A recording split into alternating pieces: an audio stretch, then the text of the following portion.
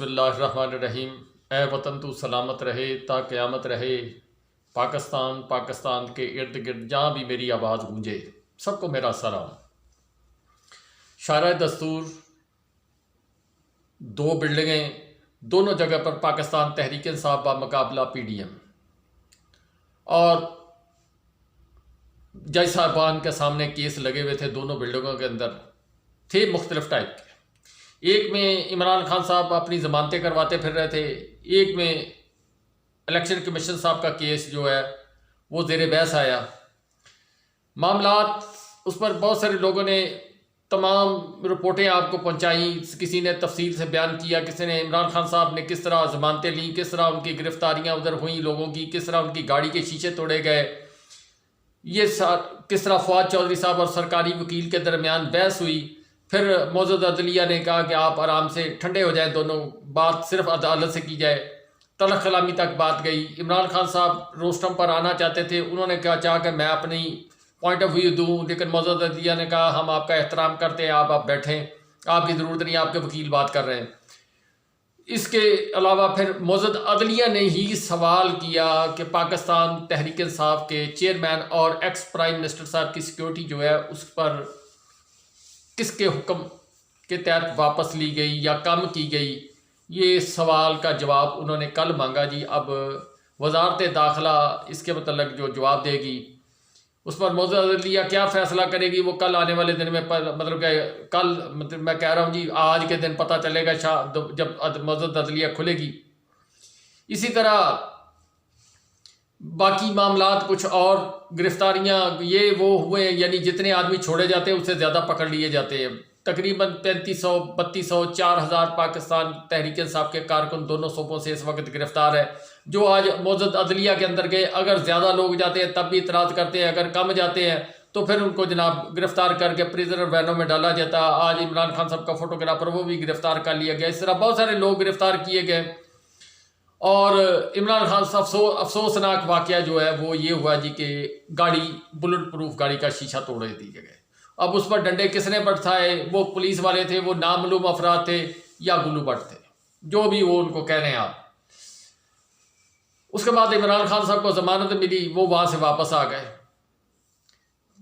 گلگت بلتستان کے وزیر اعلیٰ صاحب جو ہیں وہ ان کی گاڑی خوش قسمتی سے صبح بھی ان کے ساتھ گئی تھی، شام کو بھی اسی گاڑی میں بیٹھ کر کیوں آپ وہ گاڑی کے شیشے تو ٹوٹ گئے تھے تو اس کے اندر وہ بلٹ پروف والا معاملہ تو نہیں رہا، اس وجہ سے پھر وہ اس گاڑی میں آئے۔ اس میں دوسرے باقی عام کارکن جو ہے ان کے جو لیڈرز ہیں وہ بیٹھ کر آئے ہیں ٹوٹے ہوئے شیشوں کے ساتھ۔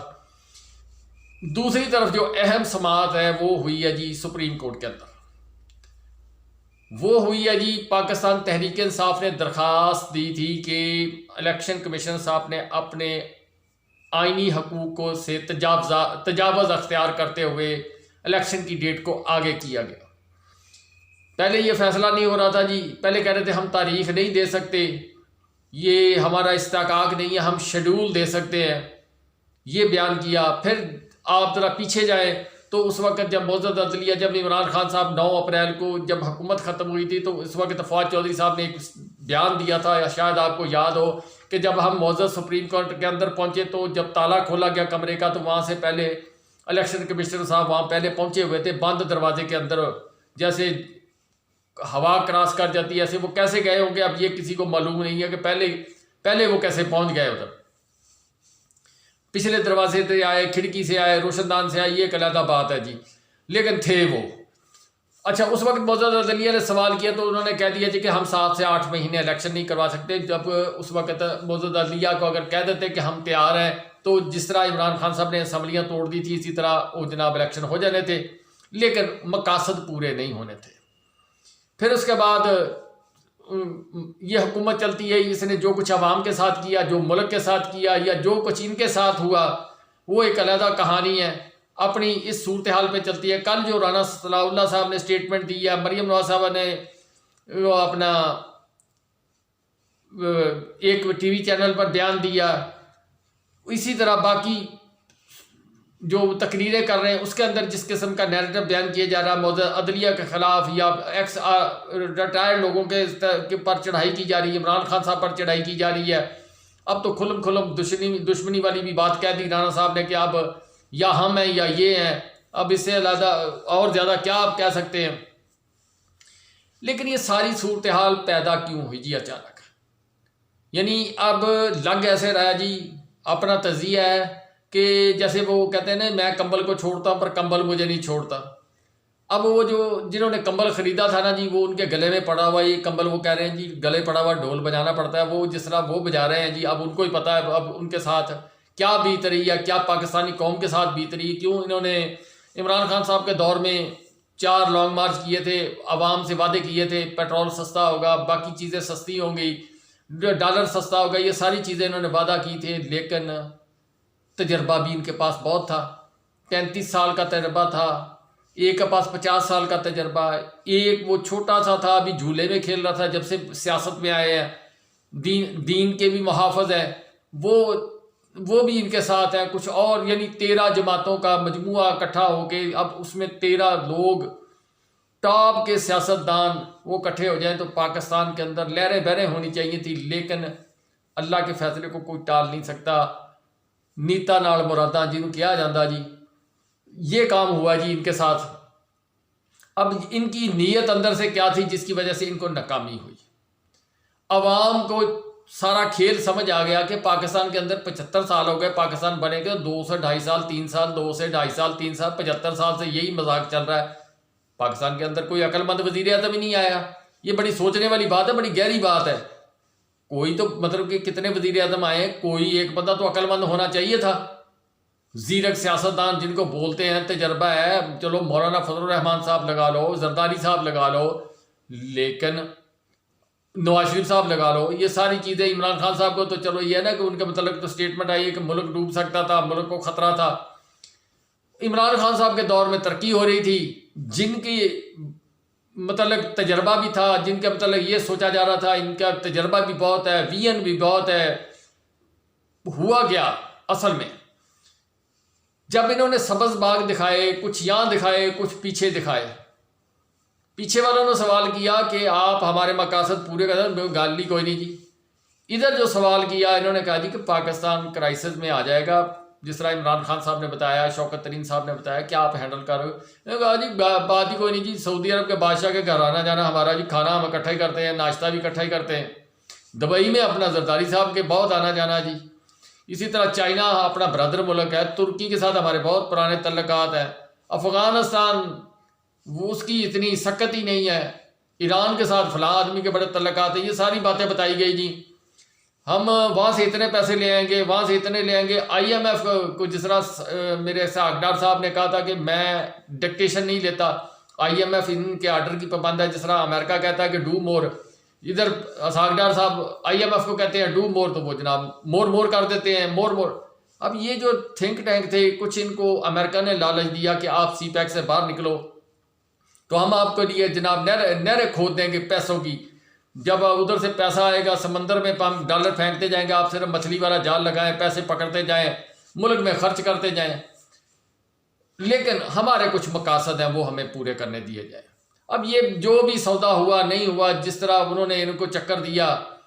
اچھا یہ سوچ رہے تھے کہ ہم جس طرح پہلے ہم نے یہ جو وار لڑی ہے 9/11 والی وار لڑی ہے کہ 2 منہ رکھ کے کھیلے ہیں کہ ان کے ساتھ بھی چلتے رہے اور ادھر جناب ہم اپنا کام بھی کرتے رہے، ڈالر بھی آتے رہے پاکستان کے اندر. اسی طرح رشیا کی وار کے اندر ڈالر ہے.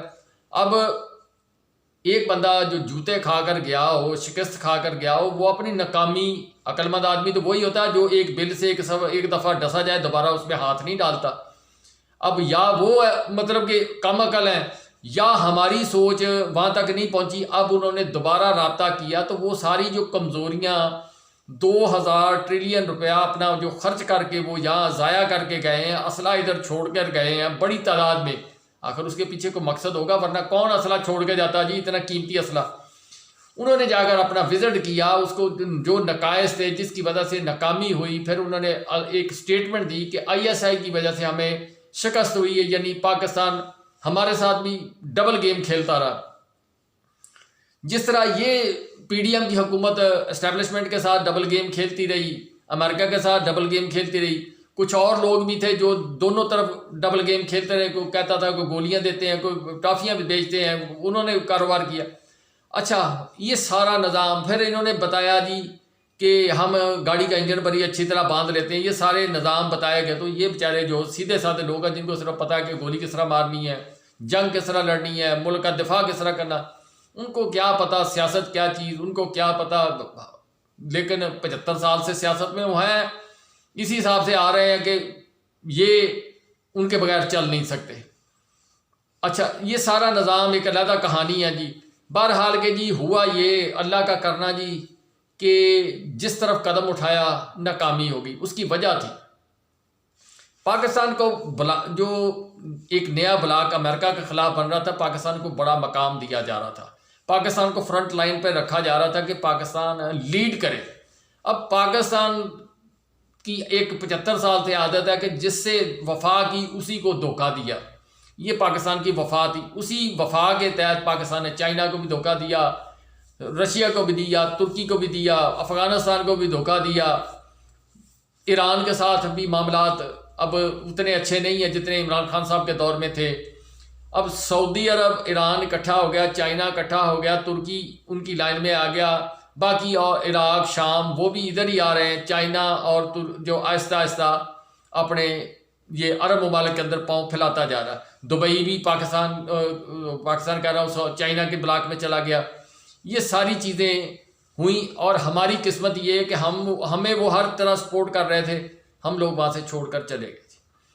ہوا یہ کہ اس دوران جس طرح کا سائفر آیا تھا، اس سائفر کے الٹ اب یہاں سے سائفر جانے شروع ہو گئے بیرون ملک.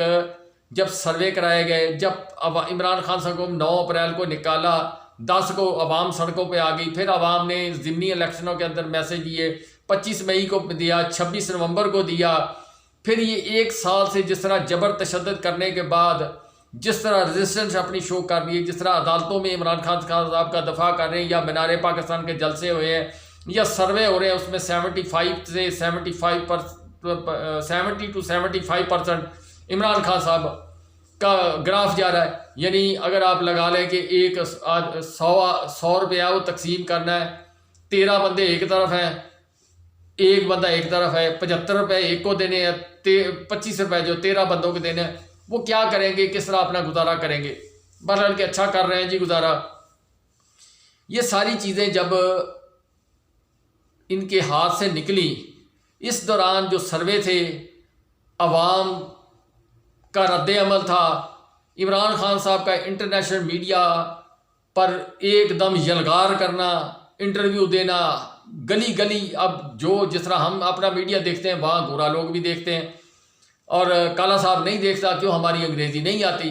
یہ ساری معاملات جو ہیں جب انٹرنیشنل میڈیا کو پتہ چلا کہ ادھر عمران خان صاحب کا گھر بھی توڑا جا رہا ہے، عمران خان صاحب پر 143-50 پرچے ہو گئے ہیں، دہشت گرد بھی ہو گیا، وہ ناموس رسالت کا وہ سپاہی جو ناموس رسالت کی بات کرتا اسی پر توہین رسالت کا پرچہ دے دیا گیا، قتل کا بھی دے دیا گیا، ذل شاہ والا قتل جو ہے وہ بھی ڈال دیا گیا، اس طرح اور پتہ نہیں کیا کچھ کیا جی کرا کے. اب وہ لوگ ہماری طرح ڈفر تھوڑی ہیں جس طرح ہم لوگ ہیں کہ ہم نے سوچ لیا کہ ہمارے دادا ابو نے جناب فلاں پارٹی کو ووٹ دیا تھا، ہم نے اس سے آگے نہیں جانا جی، ہم ادھر ہی کھڑے ہیں جی، ہمارا تو جینا مرنا اس کے ساتھ ہے جی، پاکستان کی ایسی تیسی ہوتی تو ہو جائے. یہ سارے کام کیے گئے. لیکن اب ان لوگوں کو جب احساس ہوا کہ یہ زیادتی بھی ہو رہی ہے، ارشد شریف کا قتل بھی ہوا، عمران صاحب کو گولیاں بھی ماری گئیں، جمیل فروکی کو، شہباز گل کو، اعظم سواتی کو ننگا بھی کیا گیا، یہ سارے کام کرنے کے بعد جو کچھ اب رپورٹیں ٹویٹر فیس بک پر جا رہی ہیں، پاکستان تحریک انصاف باقاعدہ طور پر وہ ویڈیو شیئر کر رہی ہے ان کے ساتھ، یہ سارے کام ہو رہے ہیں، ان کی آنکھیں کھلنی شروع ہو گئی. پھر باتیں جب کھلی، یہ سارا جو نظام کیا گیا تھا، حسین حقانی صاحب کا کریکٹر سامنے امریکہ کے آیا کہ یہ تو ڈبل گیم ہو رہی تھی یا سنگل ہو رہی تھی یا نیوٹرل تھے، جو بھی تھا وہ بھی ان کو پتہ چل گیا. اب انہوں نے سوچا کہ 75% قوم جو ایک طرف ہے، 25% 13 جماعتوں کے پاس ہے، ہم نے تو سودا ہی گھاٹے کا کر لیا. اس پر زلمے خلیل زاد نے ٹویٹ کیا، اس پر نیٹ پرائس نے ان کو سمجھانے کی کوشش کی، اس پر سعودی عرب نے رد عمل دیا، چائنا نے دیا، دبئی نے دیا، ترکی نے دیا، سب ملکوں نے سمجھانے کی کوشش کی کہ آپ اپنے گھر میں الیکشن کروائیں، جو مینڈیٹ لے کے آئے گا پھر ہمارے ساتھ بات کرے۔ انہوں نے کہا جی ہم الیکشن ہی نہیں کرواتے۔ اب ادھر سے پریشر آنا شروع ہوا، انہوں نے سارے راستے بند کر دیے۔ سعودی عرب نے پیسے دینے سے انکار کر دیا، باقی ممالک بھی کہہ رہے ہیں کہ ابھی ہمارے پاس سکت نہیں ہے، جب نئی حکومت آئے گی۔ پھر ان کا تکیہ تھا آئی ایم ایف کے اوپر، اور آئی ایم ایف نے بھی ان کو جواب دے دیا کہ ابھی شرائط اور پوری کرو۔ وہ مطلب نہ دینے والی بہانہ کہ آپ اپنا دروازہ کھول کے آئے، پہلے کنڈی لگا کے آؤ، پھر فلاں چپل پہن کے آؤ، فلاں مسجد میں نماز پڑھ کے آؤ، پھر ہم آپ کے بات کریں۔ جب وہ بیچارہ نماز پڑھ کے آتا پھر کہتے ہیں یار تو لیٹ ہو گیا، پھر ابھی ٹھہر جا، 2-3 مہینے ٹھہر کے تم آئیں، پھر تیرے ساتھ بات کریں گے۔ یہ سارے معاملات جب ان کے ہاتھ سے بھی نکلنے شروع ہو گئے، جن لوگوں نے یہ کمبل خریدا تھا ان کو بھی سمجھ آنی شروع ہو گئی کہ یہ تو معاملات ہی سارے غلط ہیں۔ اس کی وجہ سے فرسٹریشن میں اب اداروں پر چڑھائی کی جا رہی ہے، اب دھمکیاں دی جا رہی ہیں، اب یہ معاملات ان کے ہاتھ سے نکلتے ہوئے نظر آ رہے ہیں۔ زرداری صاحب سنا ہے جی پھر بیمار ہو گئے ہیں، دبئی چلے گئے، یا پھر وہ اگلا دروازہ بند پچھلا کھلا، کچھ نہ کچھ گیم ڈال دیں۔ جب بھی بیمار ہوتے ہیں اللہ تعالیٰ معاف کرے، کوئی نہ کوئی پاکستان کے لیے کو حل ڈھونڈتے ہیں۔ اب کیا ڈھونڈیں گے یہ میں کہہ نہیں سکتا، لیکن بیسیکلی معاملات یہ ہیں جی کہ گیم ان کے ہاتھ سے نکل گئی ہے۔ اوپر سپریم کورٹ نے تصدیق مہر کر دینی ہے، جائیں تو جائیں کہاں؟ ٹکٹ کو خریدنے والا راہ نہیں جی، وہ کہتے ہیں ایک لو ایک فری میں، جبکہ عمران خان صاحب کے پاس ڈیمانڈ یہ ہے کہ لائن لگی ہوئی ہے کہ ہمیں ٹکٹ دے دیں، ہمیں ٹکٹ دے دیں۔ وہ جو باضمیر افراد تھے 25 صوبائی کے 20 قومی کے، چلو کم از کم انہی حلقوں میں ہمیں دے دیں۔ یہ پوزیشن پاکستان تحریک انصاف کی چل رہی ہے۔ عوام کو جدھر عمران خان صاحب کال دیتے ہیں ادھر ہی پہنچ جاتی ہے۔ یہ سارے اللہ کے فیصلے ہیں جی، ان کو سمجھ نہیں آ رہی۔ جو جس دن جوڈیشل کمپلیکس کے اندر عمران خان صاحب پر شیلنگ کی گئی، 8000 پولیس والے تھے، اس میں مختلف پاکستان کی ایجنسیوں کے لوگ تھے، اس میں پاکستان کے رینجرز تھی، یا جو بھی جو تھے، ایف سی تھی، جتنی شیلنگ کی گئی وہ شیلنگ پھر انہی کی طرف سیدھی ہو گئی۔ تو یہ سارا معاملات جو ہیں اللہ کی طرف سے ہیں۔